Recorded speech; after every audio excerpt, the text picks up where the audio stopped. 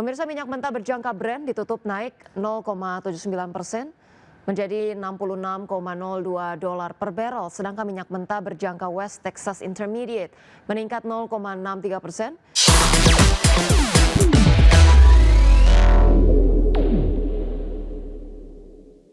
Pemirsa, harga minyak menguat pada perdagangan Senin, bangkit dari kejatuhan pekan lalu setelah OPEC Plus memutuskan penambah produksi dalam jumlah terbatas dan investor memperhitungkan potensi sanksi tambahan terhadap minyak Rusia. Pemirsa, minyak mentah berjangka Brent ditutup naik 0,79% menjadi $66,02 per barrel, sedangkan minyak mentah berjangka West Texas Intermediate meningkat 0,63% menjadi $62,26 per barrel. Pada pekan lalu, pemirsa, harga minyak kehilangan lebih dari 3%, termasuk pelemahan lebih dari 2% pada sesi Jumat, akibat data ketenagakerjaan Amerika yang lemah dan menekan prospek permintaan energi. Adapun OPEC Plus sepakat untuk kembali menaikkan produksi mulai Oktober mendatang. 8 anggota aliansi tersebut akan menambah pasokan sebesar 137.000 barrel per hari. Jumlah itu jauh lebih rendah dibandingkan kenaikan sekitar 555.000 barrel per hari pada Agustus dan September serta 411.000 barrel per hari pada Juni dan Juli.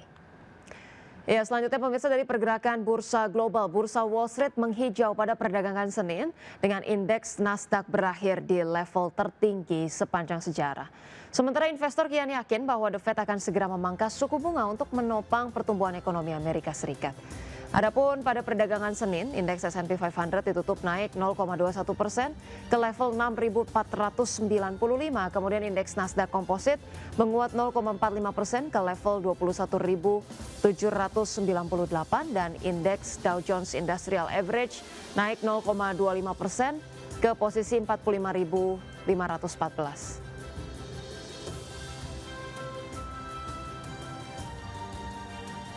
Sementara itu pemirsa, bursa ekuitas Eropa ditutup menguat pada hari Senin meski pasar Prancis menghadapi gejolak politik setelah Perdana Menteri Francois Bayrou gagal mempertahankan posisinya dalam pemungutan suara mosi tidak percaya, di mana hingga penutupan perdagangan indeks Stoxx 600 menguat 0,52% ke level 552,04. Indeks CAC 40 naik 0,78% ke level 7.734 dan indeks DAX Jerman ditutup menguat 0,89% ke level 23.807.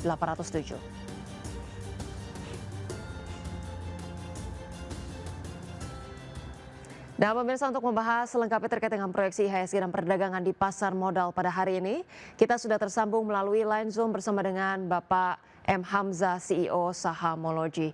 Baik, selamat pagi Mas, apa kabar? Pagi. Iya, terima kasih banyak Mas Hamzah sudah meluangkan waktunya di Market Plus Idea Channel. Semoga kabarnya selalu baik ya. Mas Hamzah, kalau kita lihat IHSG, investor terpantau cukup kaget kemarin gitu ya dengan keputusan reshuffle kabinet yang ternyata memang benar bahwa Sri Mulyani ini akhirnya jadi salah satu yang mengalami ataupun di reshuffle. IHSG akhirnya turun ke 1,28% ke 7.766. Anda melihat sejauh apa sih dampak reshuffle ini, khususnya pergantian dari Sri Mulyani ke Menteri Keuangan yang baru, akan mempengaruhi pelemahan IHSG sejauh apa? Apakah kemudian 1-2 minggu cukup atau masih ada pelemahan lebih lanjut nih? Oke, kalau kita lihat reshuffle kabinet itu memang cukup biasa ya di pemerintahan. Namun kali ini sedikit berbeda karena ada Menteri Keuangan yang diganti. Dan secara historikal sih memang di tahun 2010 pun ketika Bu Sri Mulyani mengundurkan diri, memang IHSG drop cukup dalam ya. Saya lihat memang dropnya bisa hingga 15%-an pada waktu itu ya. Dan namun menurut saya sih memang dampak ini akan berlanjut ya, paling tidak 1-2 minggu lah memang, karena ditambah lagi memang di periode September ini IHSG dominan akan tertekan menurut saya. Jadi harusnya sih memang reshuffle ini membuat IHSG cukup tertekan. Baik. Kalau kita lihat secara background ataupun track record dari Menteri Keuangan kita yang baru ya, Pak Purbaya Yudi Sadewa, kalau kita lihat rekam jejaknya ya sebagai teknokrat, ekonom, akademisi, pernah juga menjabat sebagai staf ahli menteri. Anda melihat seperti apa? Karena kabarnya sih ada banyak analis yang memperkirakan kayaknya ini cukup pro market ya. Beliau juga pernah menjabat di salah satu perusahaan sekuritas. Anda melihat nih kebijakan jangka panjangnya akan seperti apa sih terhadap market, Mas Hamzah? Eee menurut saya sih masih belum terlihat jelas ya, karena memang, Ya. kondisi-kondisi saat ini apalagi belakangan banyak, demo dan segala macam, menurut saya sih memang yang kita tunggu memang, lebih ke respon langsungnya atau kebijakan langsungnya yang kita tunggu karena statement-statement saja sih menurut saya bisa bisa salah ya, apalagi dengan, beberapa saya lihat statement-nya cukup, optimis ya, namun ya menurut saya sih ya kita lihat sejauh mana, Menteri Keuangan yang terbaru bisa membuat, market kembali bergairah lah menurut saya. Baik, kita masih wait and see melihat, kebijakan realnya akan seperti apa. Tapi kalau klaim dari, Menteri Keuangan yang baru Purbaya Yudi ini mengatakan pelemahan IHSG, hanya transisi saja, lihat saja seminggu 2 minggu lagi, semuanya akan baik-baik saja.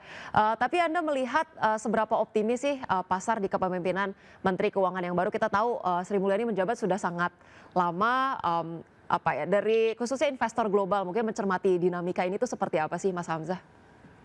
Ya itu, justru menurut saya, dengan trust market terhadap, Bu Sri Mulyani ya dan terlihat nampak juga kemarin asing juga, exit cukup besar ya. Jadi menurut saya sih kita masih belum tahu nih sejauh mana, Menteri Keuangan baru bisa membuat IHSG ataupun, negeri kita juga bisa berkembang lagi ya. Karena balik lagi ya trust masyarakat terhadap, pemerintah Indonesia sedang menurun, ya banyak demo yang terjadi, terus juga banyak kejadian-kejadian yang menurut saya sih, perlu dicermati ya, karena Ya. memang, IHSG kita sangat rentan terhadap kondisi-kondisi seperti ini gitu. Baik, tapi kalau kita review singkat terkait dengan kepemimpinan Sri Mulyani selama menjabat sebagai Menteri Keuangan, khususnya impact-nya terhadap capital market dan juga dinamika yang terjadi seminggu 2 minggu terakhir, instabilitas terkait dengan politik dan juga ekonomi. Anda melihat PR dari Menteri Keuangan yang baru khususnya untuk mengamankan market, apa saja nih PR-PR yang perlu diperhatikan ataupun concern yang perlu kita investor nantikan lah, kebijakan-kebijakan seperti apa sih Mas Hamzah? Iya, menurut saya kebijakan-kebijakan yang memang, pro terhadap keterbukaan ya, Ya, karena kita tahu sendiri memang kondisi, kemarin juga kan Bu Sri Mulyani juga sempat didemo ya, ya. dibilang ya, apa dan segala macam lah yang kita juga, masih simpang siur ya, ditambah juga demo dan segala macam. Jadi menurut saya sih dengan yang paling ditunggu di Menteri Keuangan yang terbaru adalah ya dari sisi keterbukaan, kebijakan atau ketransparansi tentunya ya. Sehingga, menurut saya hal tersebut bisa meningkatkan trust masyarakat. Karena menurut saya sih, apapun yang terjadi di ekonomi Indonesia, baik jelek maupun baik, menurut saya sih, kunci utamanya dari sisi ya tadi keterbukaannya. Ya, Sehingga ya. memang bisa diimplikasi ke masyarakat, oh memang wajar, Indonesia lagi kurang bagus atau oh memang wajar Indonesia sedang bagus dan Ya. segala macam. Jadi poinnya sih itu aja sih.